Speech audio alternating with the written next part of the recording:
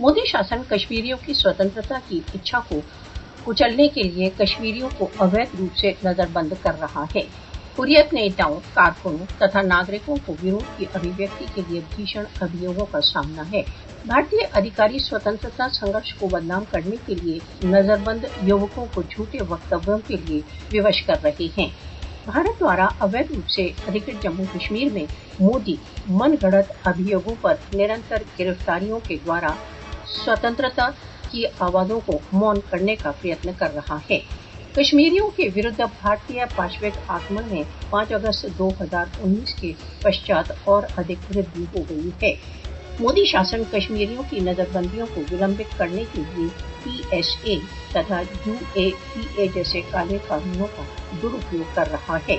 सहस्त्रों कश्मीरी बिना किसी न्याय संगत निर्णय के काले कानूनों के अंतर्गत भारतीय जेलों में बंदी हैं। कश्मीरी बंदियों को भारतीय कारावासों में अमानवीय व्यवहार, टॉर्चर तथा मूल मानव अधिकारों के अनुपलब्धि का सामना है। भारतीय दमनकारी चालें कश्मीरियों के अपने अधिकारों की उपलब्धि हेतु संघर्ष को नहीं भंग कर सकती।